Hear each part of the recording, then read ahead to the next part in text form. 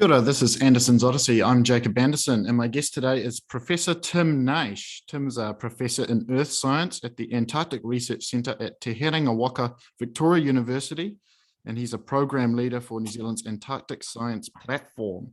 His research focuses on Antarctic climate evolution, ice sheet retreat, and sea level change, and he was a lead author on the Intergovernmental Panel on Climate Change, IPCC, fifth assessment report in 2014, and played a leading role in the Antarctic Drilling Project, ANDRILL.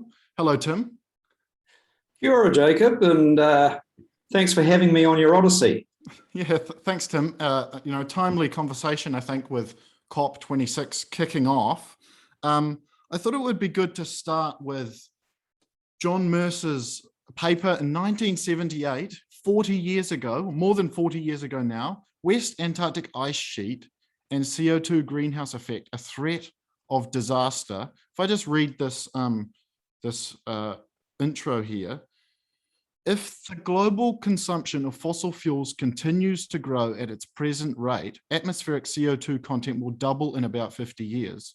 Climatic models suggest that the resultant greenhouse warming effect will be greatly magnified in high latitudes. The computed temperature rise at latitude 80 degrees south could start rapid deglaciation of West Antarctica, leading to a 5-meter rise in sea level. So that was more than 40 years ago, and we're still figuring this out. What's been the failure? What's been the challenge to get this translated to people? I wish I knew the answer to that, Jacob.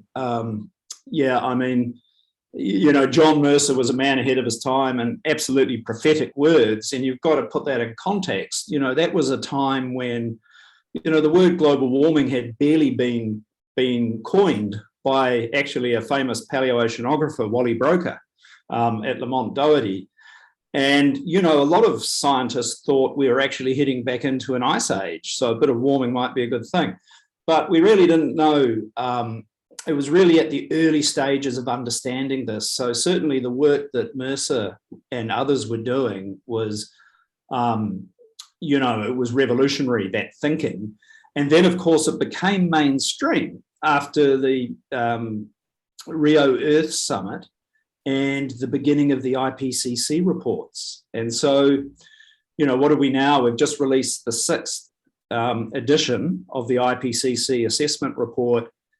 And, they span back 30 years, and the science has only got stronger and clearer and more certain over the last 30 years. And you can say, okay, maybe it took 10 or 15 years to get people aware of it, but there's really no excuse for the inaction that we've seen over the last, say, 10 to 20 years.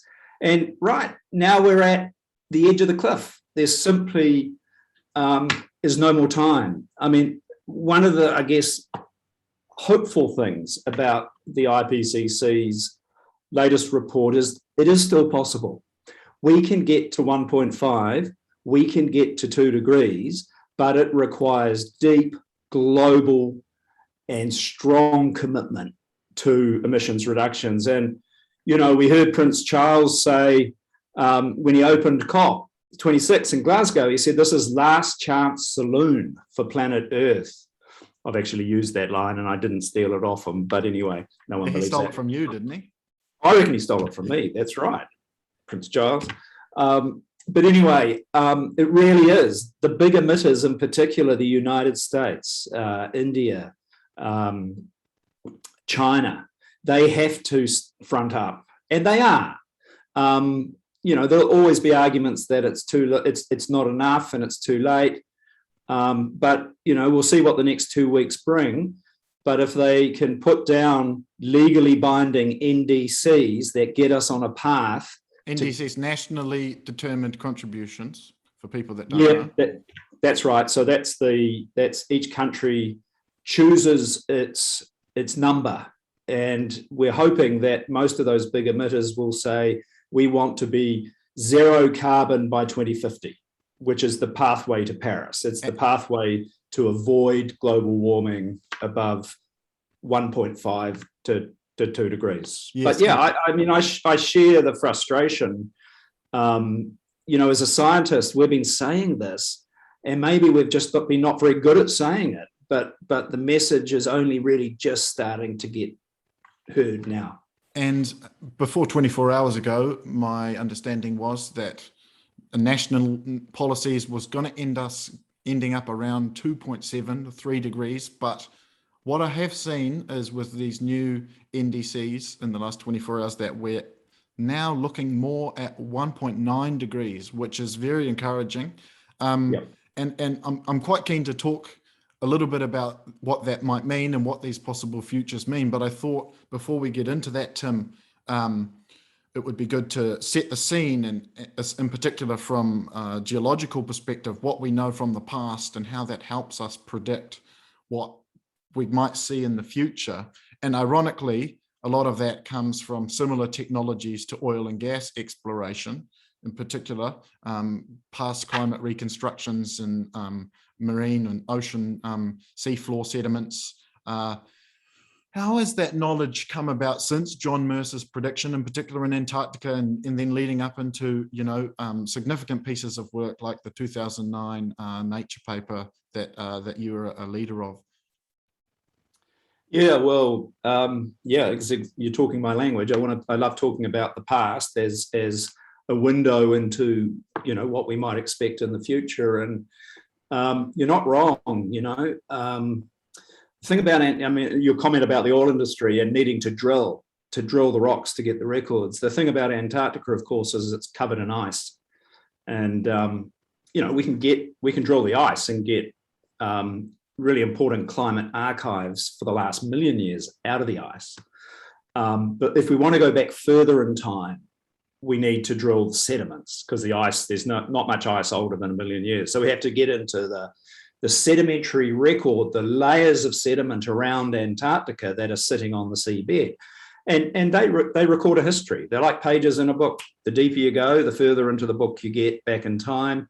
And they record a history of what our climate was like, what Antarctica was like, how big the ice sheet was, how warm the ocean was, what was growing on land, the carbon dioxide in the atmosphere. All of these things can be reconstructed and measured in the geologic record. But to get it, you can't just walk around looking at rocks in Antarctica, because there aren't many. They're mostly covered with ice. I mean, you've looked at a few in your career where you can get them, and you know how frustrating it is. And so to get the long records, the detailed records, you have to drill. And so we use oil industry type technology. It's actually a blend of minerals and oil technology. So yeah, the technology developed by the fossil fuel industry, exploration industry, but we use it for science. And we work with very innovative drillers and technologists in New Zealand who are leading the world in being able to put a drill rig on floating sea ice or an ice shelf, and then lower a pipe beneath it into the ocean, and then drop it onto the sea floor, and then drill through the sea floor and 1,000 meters or more below. And by doing that, we've been able to go back many millions of years, 20 million years. So through warm periods in the past called the Pliocene and the Miocene, even warmer than the Pliocene. The cool thing about the Pliocene is that this was it's actually a warm period, but the cool thing about it is this was the last time Earth had 400 parts per million carbon dioxide in the atmosphere, which is the level of greenhouse gases we have right now in the atmosphere. So we can go back there, drill the rocks, look at the layers of the rock record, and figure out, okay, how warm was it? What did the Antarctic ice sheet do? And I guess the big discovery we had about 15 years ago with the ANDRILL program was that we drilled back to the Pliocene and we found evidence to show that the ocean was 5 degrees warmer in the Ross Sea, and that the West Antarctic ice sheet could not have existed. So to cut a long story short, and you'll probably ask me more questions, but to jump to where we are today, through this geologic evidence, we know that if you keep the climate warmer than 2 degrees, and remember that's the Paris target, then you will ultimately lose large parts of the Antarctic ice sheet, the West Antarctic ice sheet and bits of the East Antarctic ice sheet, and you will commit the world to sea level rise as much as 20 meters. And this is irreversible because once these ice sheets go, they take a really long time to grow back. So the decisions we are making right now at Glasgow and COP are determining the future shape of sea level change for hundreds to thousands of years and the shape of our shorelines, where our communities will live. So that is the power of the paleoclimate record. Is, you know, it's like a time machine. We go back and are able to say, hey, this is what happens. Therefore, the computer modelers who are doing the predictions for the future with climate models and ice sheet models, they can say, they can test their models against our data and say, yeah, these guys are right. Our models show the West Antarctic ice sheet goes away and that global sea level rises. And so now they're using these models to predict the future with the confidence that they actually work. They worked on the past, and the things we are learning from the geologic record are really giving us big insights into what's happening in the future. And I've just been listening last night to some presentations from geologists and ice sheet modelers who work on Antarctica. They've been talking at the COP as in a side event and showing that, and I may be jumping to the gun, but the big story that's come out of the science now is that if we overshoot 2 degrees, then we trigger irreversible loss of large parts of the Antarctic ice sheet and commit the world to as much as perhaps 15 meters of sea level rise. So there's a tipping point.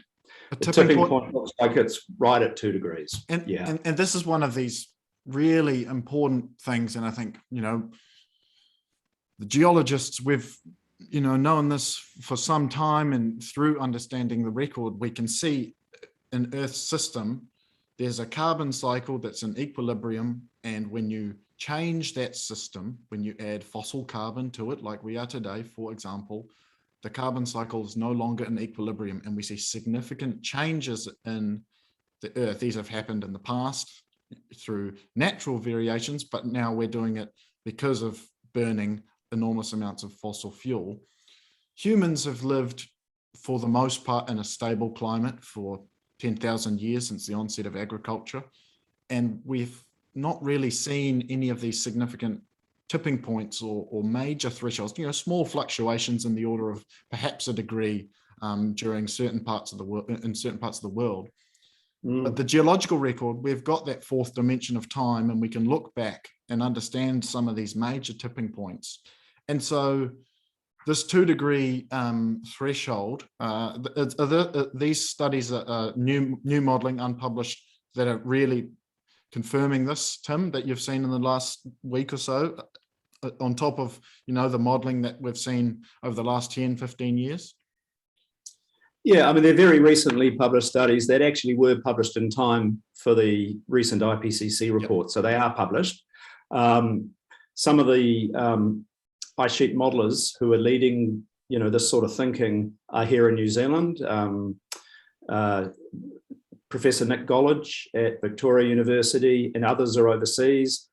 Professor Rob DeConto from the University of Massachusetts was presenting last night at COP, well, their day, our night, showing what the implications of this new science and what it means if, you know, we keep, as you say, raising carbon dioxide in a linear way.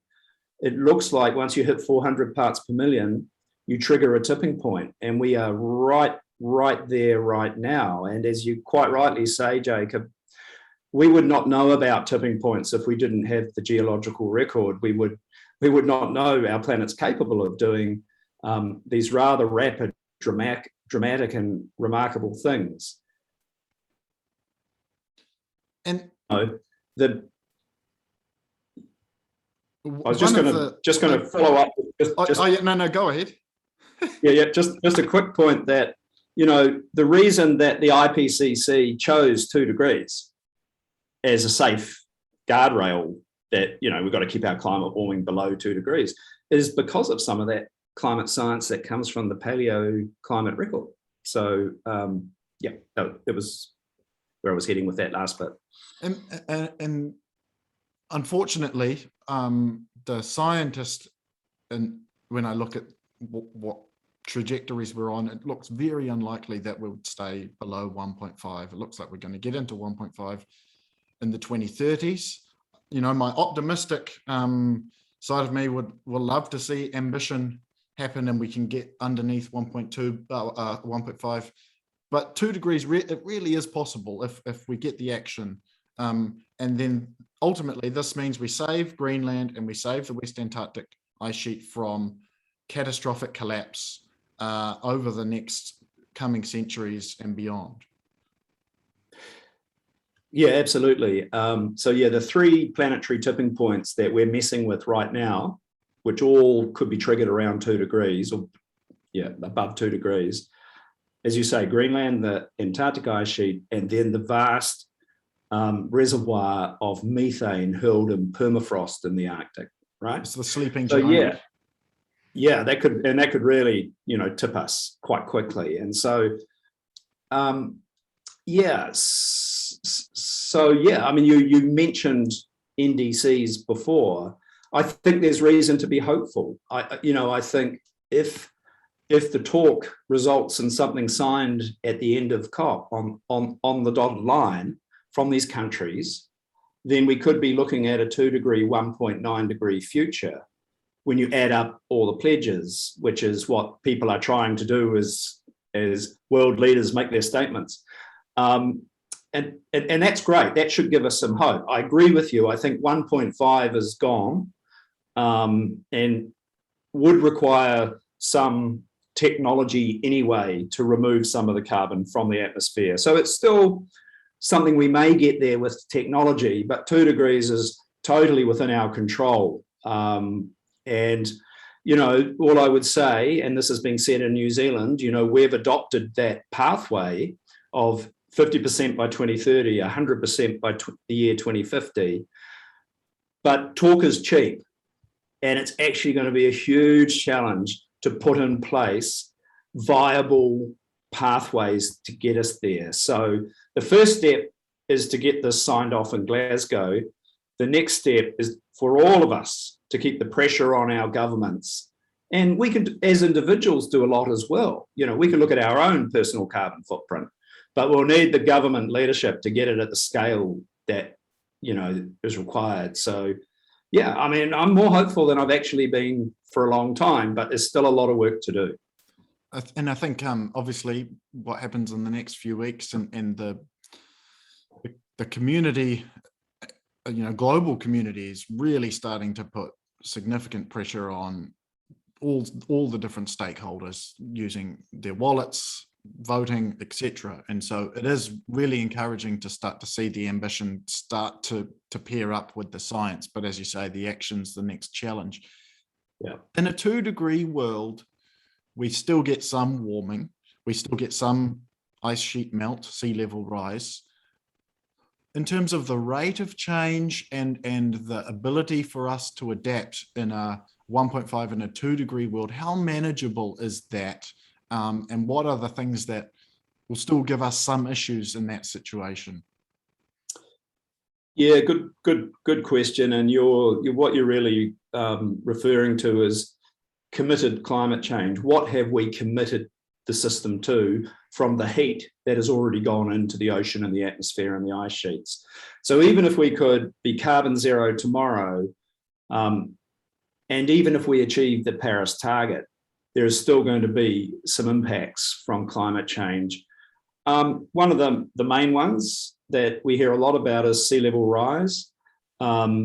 So, from the heat that is already in the ocean and in the ice and the glaciers, we can't avoid 30 centimetres of sea level rise by 2060 and 50 centimetres of sea level rise by the end of the century. And so that's locked in. That's baked in. Yeah, that's baked in. So in a way, that's good. We know that we can adapt to it. We've got time. Sea level rise isn't going to kick us immediately. So if we get on with it, we can adapt.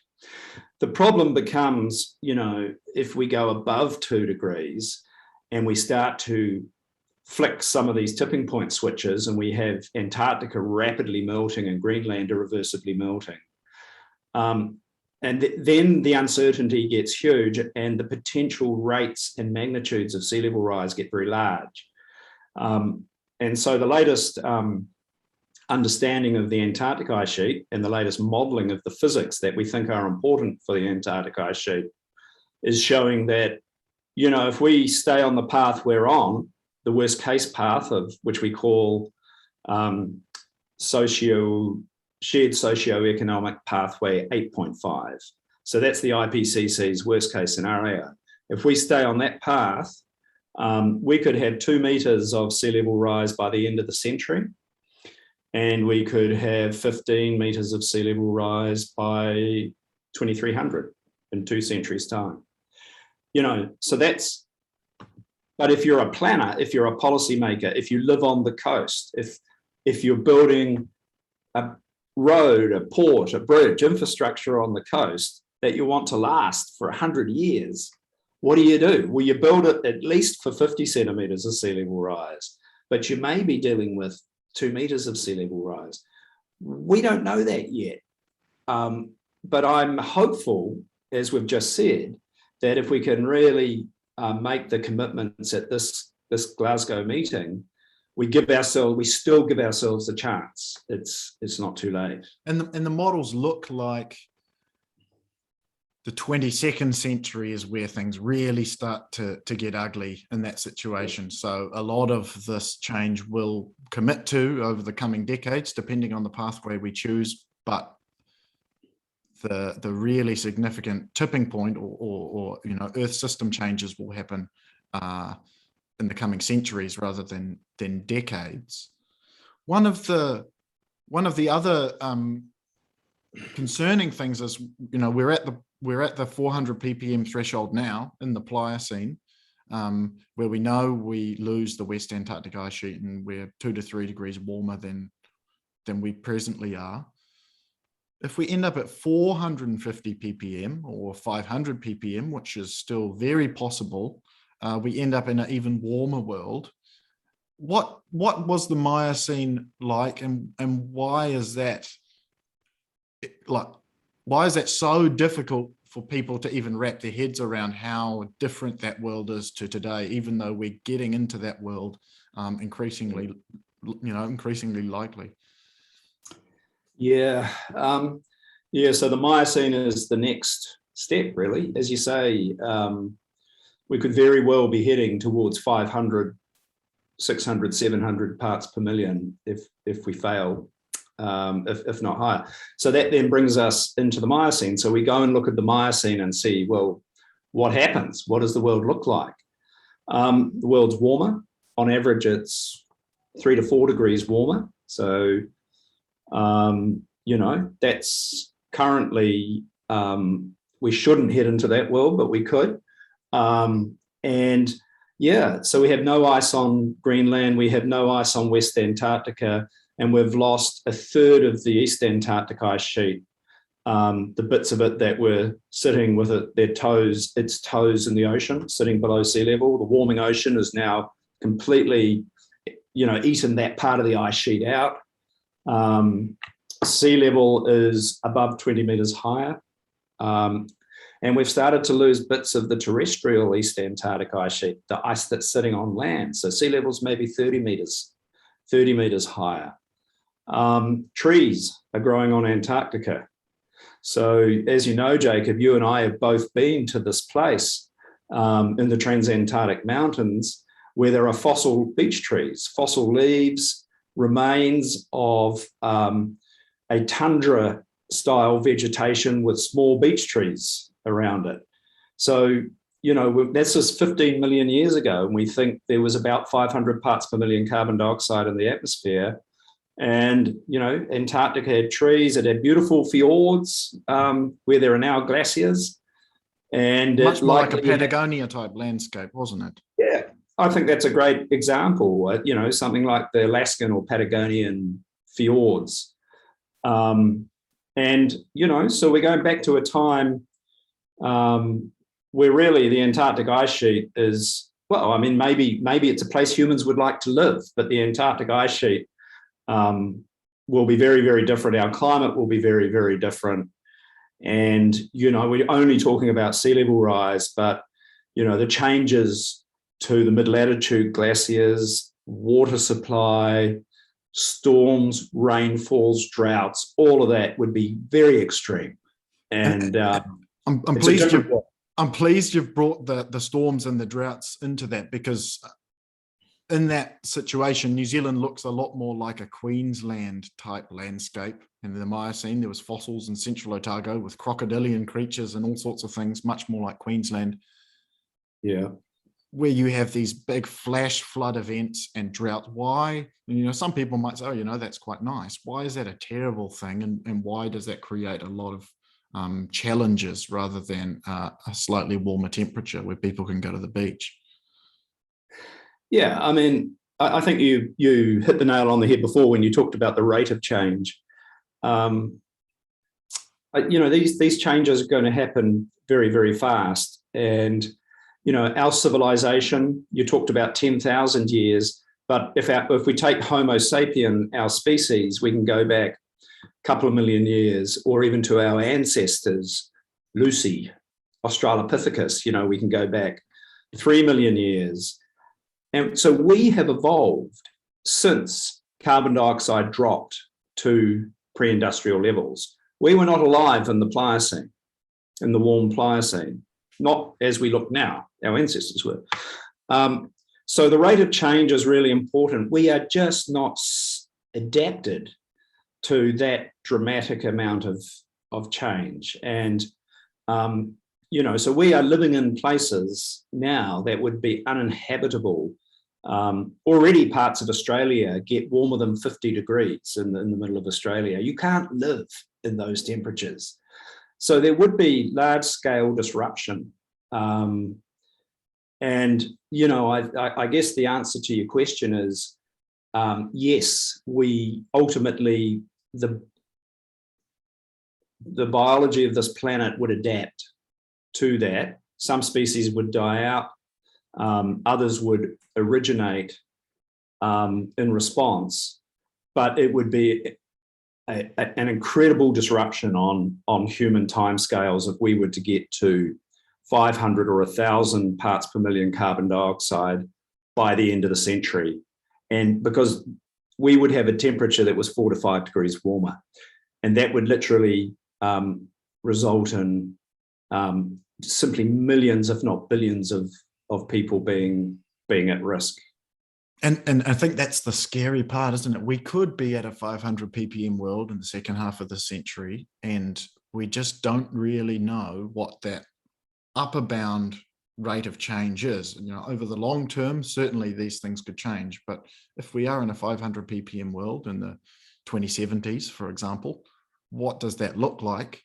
And it, in a way, it probably completely dwarfs the COVID response right now and the challenges that we have right now. And I think that's the really concerning aspect of, if we fail to get this 2-degree target, we have so many of these different futures, and everything really is pinning on the next 9 years to half emissions and then get towards net zero by 2050, which we then come back obviously to this last chance saloon that you talked about at the start. People were saying this in Rio, this is our, Copenhagen, 2009. I think, this is our last chance. And now we're here a decade later, this is our last chance. Why is this genuinely the last chance this time and not 11 years ago at Copenhagen? Well, I think probably Copenhagen was our last chance, to be honest. And now, we say it's our last chance because, it literally is. In terms of our understanding of you know, how the simple relationship between CO2 and Earth's temperature works, you know, to avoid that at the current rate of emissions, right? We will be at 1.5 degrees in 5 years and 20 degrees in 10 years. Right now, as we've discussed, 1.5 is probably at the limit of what we can do as a species in terms of acting at scale and pace. 2 degrees still on the table. And you can look at the International Energy Association, I think it's the International Energy, they put this outlook out for 2 degrees, and they show some very feasible, viable pathways to get the world there from an energy point of view. So I think there is genuine credibility in that pathway if we act now. But, you know, if we're still talking about this in 5 years' time, we'll already be at 1.5 degrees and well, close to it. And, you know, things will become impossible. The other thing I think that's really important about doing the very best we can at this COP is that even if we don't make 2 degrees, we might land at 2.2 degrees, 2.5 degrees, which is a heck of a lot better than landing at 4 or 5 degrees. So, you know, we've got to be careful with the communication of targets that if they look hard or that we might not hit them, doesn't mean we should give up. It's okay to miss the target by a little bit. You know what it's like when it comes to a university deadline to hand an assignment in.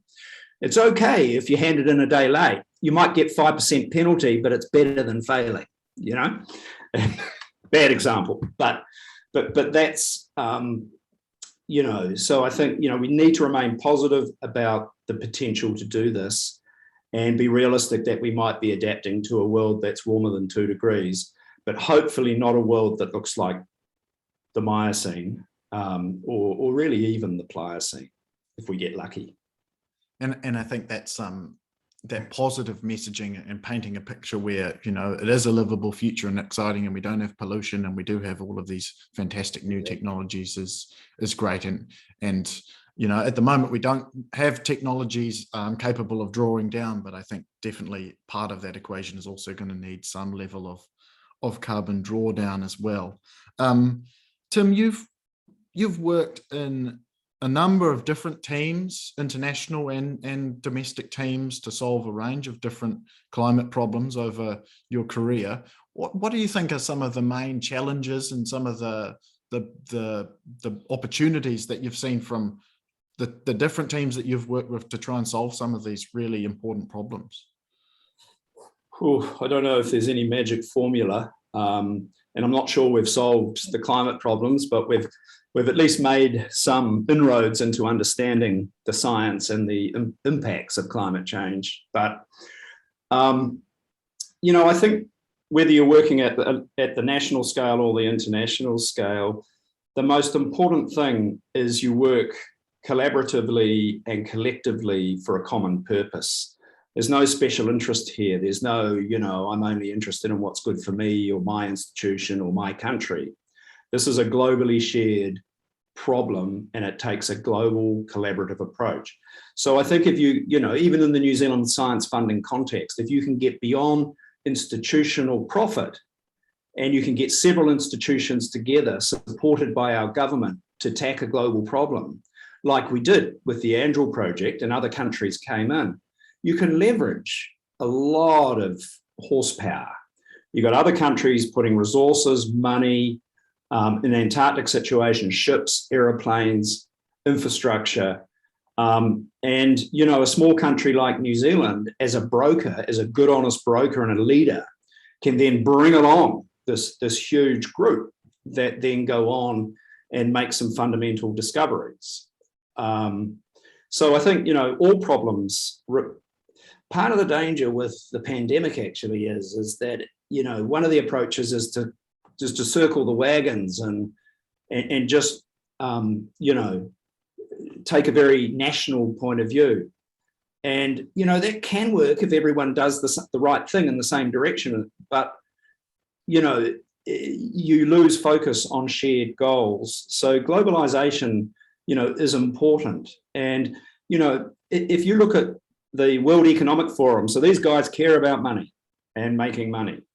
They have, each year they put out a global risk assessment. What are the big global issues that could derail the economies of the world? In the top 10 for the last 5 years, climate change and environmental related issues have been in the top 5 on that risk. So the money people know what we need to do, and that says a lot. Pandemics have now got into the top 10 thanks to COVID, and they sit at about number 5. So the biggest existential threat, whether you're a money person, whether you're worried about economic growth, if you're worried about poverty or social well-being, the biggest existential threat remains climate and environmental issues. And you mentioned this before, it's very easy, we are dealing with this pandemic and people are dying, but not at the scale of suffering that would come if we let go of climate policy and didn't reduce our emissions.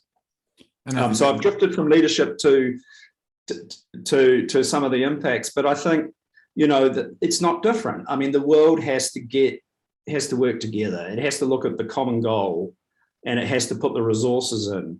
And I don't think it's any different in science leadership. It's being able to broker those deals to bring everyone along, so you can get things done in a timely fashion. And I think that's one of the unique components of Antarctic science, is because of the logistical constraints of traveling to these incredibly remote and challenging environments. It requires a huge level of innovation and collaboration that isn't seen in a lot of other fields, but a lot of that knowledge and skills can also be applied to solving some of these other really large and integrated or non-siloed issues. Where do you see the challenges in science? Now we kind of know what the tipping points and what the challenges are, but what are some of the questions in science that we're still working on to try and tune the models and really figure out what some of these rates of change might be? Yeah. I mean, I really do think this COP is about not really so much about the science. The science says there's an emergency. So, if I was, and I hate to say this because it would not benefit me, but if I was funding science today, I would be looking at using science for solutions to both mitigate and adapt to climate change. I think we know enough. However, it would be enormously useful if we could narrow the uncertainties down around how much sea level will rise, how, there are still significant uncertainties.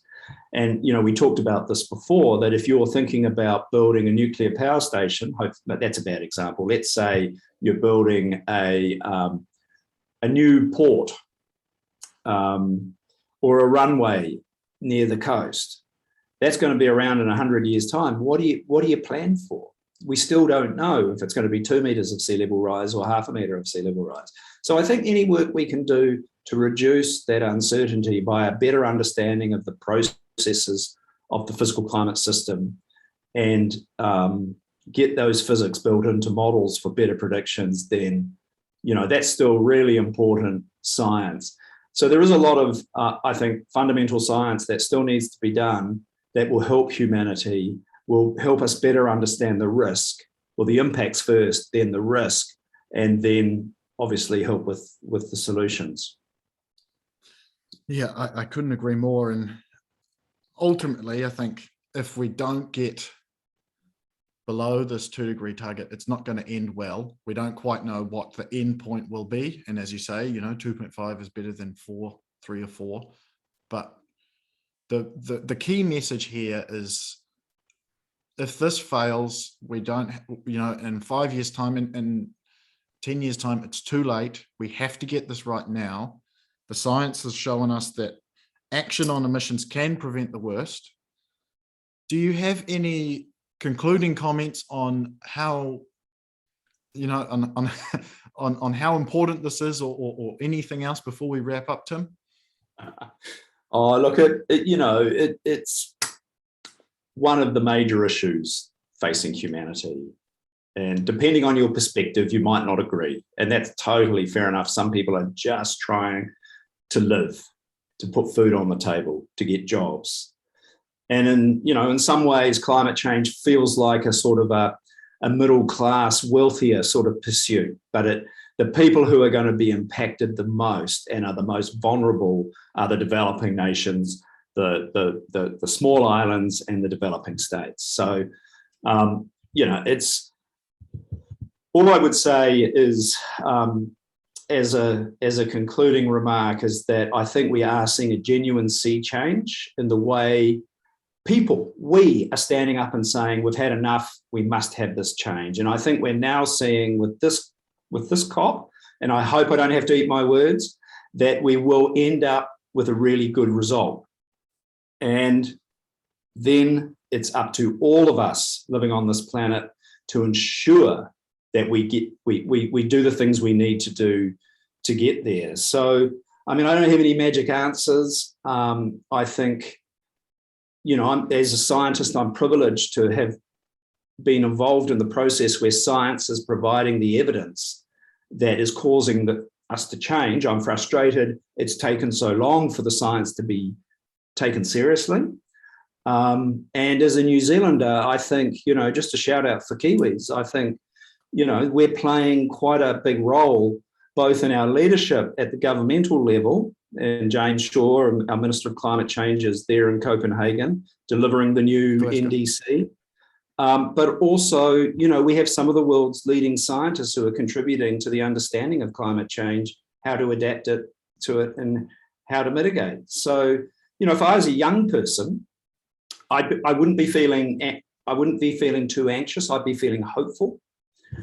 And I'd be feeling excited about the opportunities, whatever you get into, whether it's you become a scientist like myself, or whether you're into technologies around carbon sequestration, pulling carbon out of the atmosphere, there are going to be huge opportunities where, your brains, your energy are required, and where, as you said before, Jacob, we'll get all the co-benefits of a sustainable world, a healthier world, a cleaner world, and just, a better way of life for us. So, it's a long-winded final wrap-up, but I think it is important to be hopeful and to give our young people a sense of purpose rather than always hearing doom and gloom, because we're not heading there at the current stage. I couldn't agree more. And I think obviously this next 2 weeks is going to be critical, and hearing in the last 24 hours this 1.9, it's really encouraging. And I think people can really own the challenge and see the new opportunities with this, be them through individuals and their families and their small or large workplaces. There's going to be a huge range of benefits and opportunities stemming from this in every aspect of how we live. I just want to say, Tim, thanks so much for all of the work that you've done over the last few decades in helping us understand how the Earth works, and some really valuable contributions to solving the climate challenge and understanding how sea levels have been changing. So I just want to acknowledge that as well, and thanks so much for having a chat with me today. Yeah, thanks very much, Jacob. It's a privilege, and good luck with your Odyssey, because you're one of the change makers of the future. Appreciate that. Thanks, Tim, and bye, everyone.